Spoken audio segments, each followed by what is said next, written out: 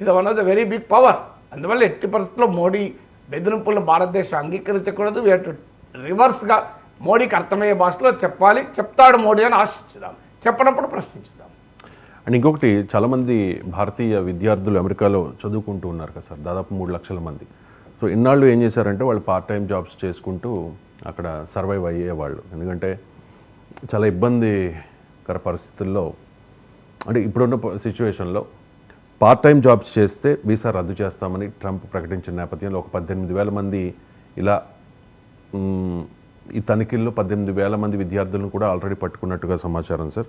So దీనికి సంబంధించి ఏం చెప్తారు? అండ్ విద్యార్థులు కాదనుకుంటారు, 18,000 మంది ఇల్లీగల్ ఇండియన్ మైగ్రెంట్స్ ఐడెంటిఫై. అంటే ఇప్పటికే తనిఖీల్లో పట్టుబడ్డ 18,000 మందికి పైగా విద్యార్థులు. ఇల్లీగల్ మైగ్రెంట్స్ తనిఖీలు వేరు, మీరు చెప్తున్న విద్యార్థులు వేరు. విద్యార్థులు ఇల్లీగల్ కాదు, విద్యార్థులు చదువుకోవడానికి వచ్చారు. వాళ్ళు పనిచేయడం ఇల్లీగల్ కావచ్చు, కానీ వాళ్ళు అమెరికాలో ఉండడం ఇల్లీగల్ కాదు. ఇప్పుడు తనిఖీలు చేసి పట్టుకున్న 18,000 మంది ఏంటంటే అమెరికా అధికారులు, ఇమ్మిగ్రేషన్ అధికారులు, ఐస్ అంటారు, ఇమ్మిగ్రేషన్ కస్టమ్స్ అధికారులు. వారు మొత్తం ఎక్కడెక్కడ ఎవరెవరు ఉన్నారు, ఇలా అక్రమంగా డాక్యుమెంట్స్ లేకుండా వచ్చిన వాళ్ళని తనిఖీలు చేస్తున్నారు.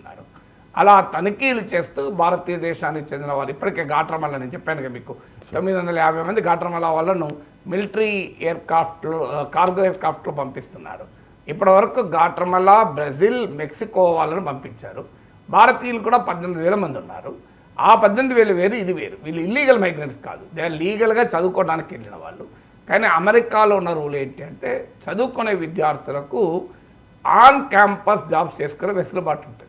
ఆన్ క్యాంపస్ అంటే ఓ లైబ్రరీలో పనిచేయచ్చు, ఓ ల్యాబ్లో పనిచేయచ్చు, లేదా క్యాంటీన్లో పనిచేయవచ్చు, లేదా విత్ ఇన్ ద క్యాంపస్ చిన్న చిన్న కమర్షియల్ స్టోర్స్ ఉంటాయి, అందులో పనిచేయచ్చు, టీచింగ్ అసిస్టెంట్లుగా పనిచేయచ్చు, టెక్నికల్ అసిస్టెంట్గా పనిచేయచ్చు. ఇది ఆన్ క్యాంపస్ జాబ్స్.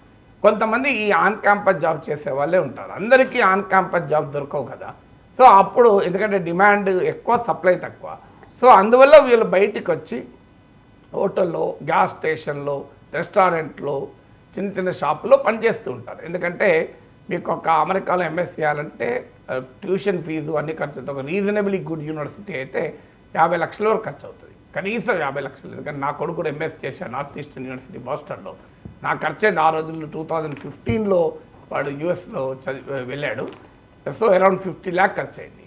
అలాగే మీ ఇంకా top university, ivy league universities అంటారు, ఇప్పుడు హార్వర్డ్, ఎంఐటి, అట్లాంటి వార్టన్ బిజినెస్ స్కూల్, స్టాన్ఫోర్డ్, ఇట్లాంటి వెళ్తే అది 1 crore ఉండొచ్చు, 2 crores ఉండొచ్చు, 2.5 crores ఉండొచ్చు. సో ఎడ్యుకేషన్ లోన్ తీసుకున్నా ఎంత అందరు పేరెంట్స్ ఇంత ఎఫర్ట్ చేయలేరు.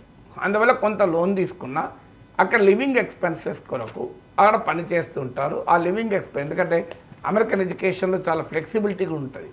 మనదాకా 10 to 6 ఆ క్లాస్లో ఉండు రుద్దుతామన్నారు. సో వీక్లీ ఎంఎస్కి వచ్చారు, వీక్లీ 2 days 3 days క్లాసెస్ ఉంటాయి. మిగతా టైం వాళ్ళు పని చేసుకుంటుంటారు.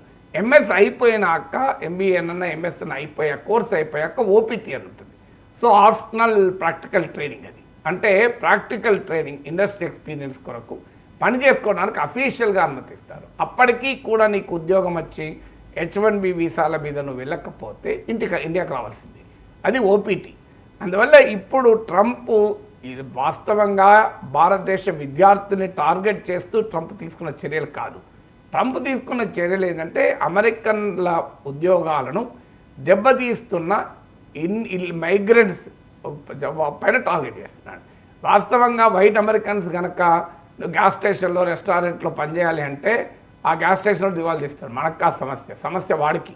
ఎందుకంటే మన వాళ్ళు ఒక అవర్కు $7 అంటే వాడు $50-30 అడుగుతాడు. అందువల్ల ఆ బిజినెస్లో నడవవు. ఇప్పుడు వాళ్ళే ఇబ్బంది పడతారు, మనం కాదు ఇబ్బంది పడేది. కానీ ఎప్పుడైతే ట్రంప్ వచ్చి ఈ ఇల్లీగల్ మైగ్రెంట్స్ను అటాక్ చేస్తున్నాడు, ఇలా మైగ్రెంట్స్ వచ్చి అంటే ఇక్కడ మన విద్యార్థులు ఇల్లీగల్ కాదు, వాళ్ళు చేసే పని ఇల్లీగల్. చట్టం వాళ్ళను పని చేసడానికి అనుమతించదు క్యాంపస్ బయట, అంతే తప్ప వాళ్ళు రావడం ఇల్లీగల్ కాదు. అది మనకు అర్థం కావాల్సిన తేడా. ఇల్లీగల్ మైగ్రెంట్ అంటే ఎవరంటే టూరిస్ట్ వీసా మీద వెళ్ళి 6 నెలలలోపు ఇండియాకి రాక అక్కడే ఉండిపోతారు, అది ఇల్లీగల్ మైగ్రెంట్. లేదా తప్పు డాక్యుమెంట్లు, ఎవడో కూతురు ఉందనో కొడుకు ఉండడనో తప్పు డాక్యుమెంట్లు సృష్టించి వెళ్ళిపోతారు, వాళ్ళు ఇల్లీగల్ మైగ్రెంట్స్. ఎంఎస్ చేసేవాళ్ళు, ఎంబీఏ చేసేవాళ్ళు ఇల్లీగల్ మైగ్రెంట్స్ కాదు, they are legal documented visitors. కానీ వాళ్ళకు పనిచేసే అది వెసులుబాటు లేకపోయినా వాళ్ళు పనిచేస్తున్నారు. అనఫీషియల్గా పనిచేస్తున్నారు. ఇల్లీగల్ అన్నాడు కన్నా అనధికారికంగా పనిచేస్తున్నారు. వాళ్ళు ఏం చేస్తున్నారంటే వెంటనే ట్రంప్ ఈ మొదలుపెట్టుతో చాలామంది పని మానేసి బయట గ్యాస్ స్టేషన్లో రెస్టారెంట్లో పనులు చేసే వాళ్ళు చేయడం లేదు.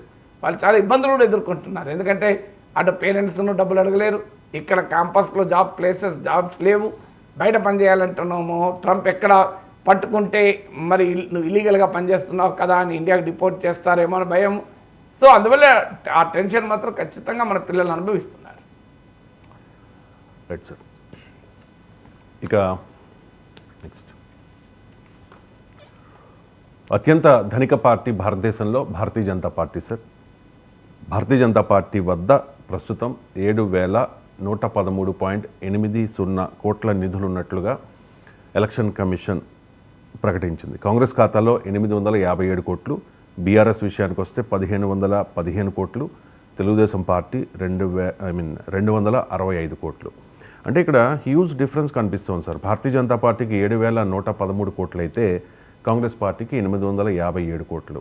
సహజంగా అధికారంలో ఉన్న వాళ్ళకి ఆ అడ్వాంటేజ్ ఉంటుంది, కానీ